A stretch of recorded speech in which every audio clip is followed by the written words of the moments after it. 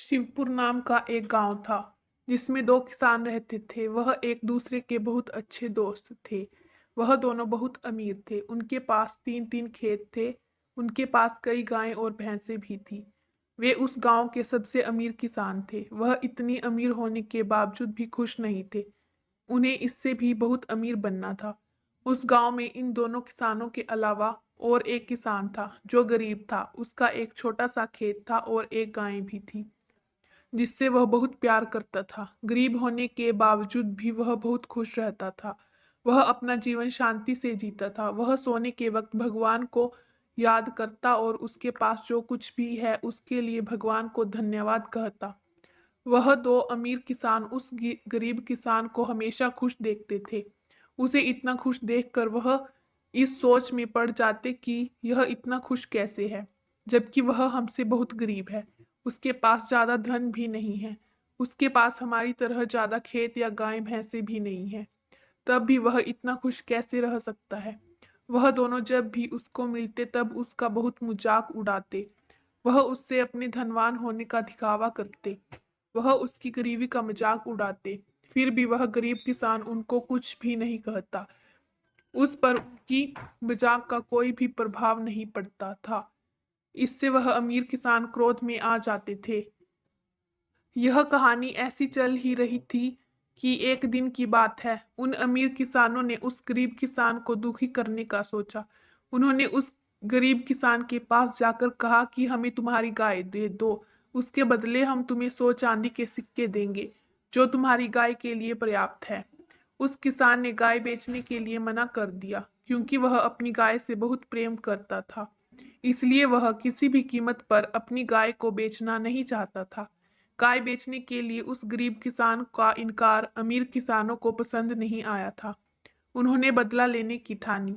वह रात को उस गरीब किसान के खेत में गए और सारी फसल जला दी, जिससे वह गरीब किसान के पास धन की कमी हो जाए और वह अपनी गाय बेचने पर मजबूर हो जाए। जब वह गरीब किसान सुबह उठा और अपने खेत में गया तो वह अपनी खेत की ऐसी दशा देखकर दुख के कारण रोने लगा। वह बहुत उदास हो गया। उसके पास अब धन की कमी हो गई थी। अब उसके पास पर्याप्त इतना भी धन नहीं था कि वह अपनी गाय को चारा लाकर खिला सके। बिना खाना खाए गाय मर जाती। इससे अच्छा वह अपनी गाय को बेच दे। इसलिए उसने अपनी गाय को बेचने का तय किया। वह अपनी गाय को लेकर दूसरे गांव बेचने के लिए गया। उसने अपने साथ 10 चांदी के सिक्के भी लिए थे। वहां रास्ते में एक जंगल आया। उसने सोचा कि किसी ने मुझको हमला कर दिया तो मेरे चांदी के सिक्के वह लेकर चला जाएगा। इसलिए उसने चांदी के सिक्के की पोटली गाय के गले में बंदी घंटी में बांधकर छिपा दिए। थोड़ी देर मुसाफरी करने के बाद वह थक गया। इसलिए उसने एक सराय मुसाफिर खाना में आराम करने का सोचा। उसने अपनी गाय को सराय के बाहर बांध दिया। वह बांध कर सराय में चला गया।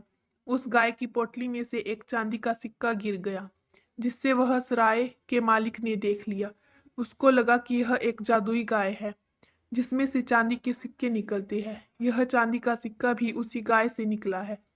जब वह गरीब किसान आराम कर सराय में से बाहर निकला तब उस सराय के मालिक ने उसे पूछा कि आप कहाँ जा रहे हो। तब उस गरीब किसान ने जवाब दिया कि वह अपनी गाय को बेचने दूसरे गांव जा रहा है। यह सुनकर वह सराय का मालिक खुश हो गया। उसने कहा कि अब आपको दूसरे गांव जाने की जरूरत नहीं है। मैं आपकी गाय को खरीद लूंगा। उसने उस किसान को 1000 चांदी के सिक्के दिए और उसे अपनी गाय को देने को कहा। यह मूल्य उस गाय के मूल्य से बहुत अधिक था। फिर भी उस किसान ने इसे भगवान का संकेत समझकर उस गाय को सराय के मालिक को दे दिया। वह किसान खुश होकर अपनी गांव वापस चला गया। वह अपने घर जाकर बैठकर चांदी के सिक्के गिनने लगा। वह दोनों अमीर किसान आए और उस गरीब किसान के पास 1000 चांदी के सिक्के देखकर चौंक गए। उसने उस गरीब किसान से पूछा कि तुम्हारे पास इतने सारे चांदी के सिक्के कहाँ से आए। तब वह गरीब किसान मुस्कुराते हुए बोला कि उसे गाय के बेचने पर इतने सारे सिक्के मिले हैं। अब वह इन सिक्कों से बहुत सारी गाय खरीदेगा और उससे बहुत ज्यादा धन कमाएगा। उनकी चाल उल्टी पड़ गई। यह जानकर अमीर किसान दुखी हो गए।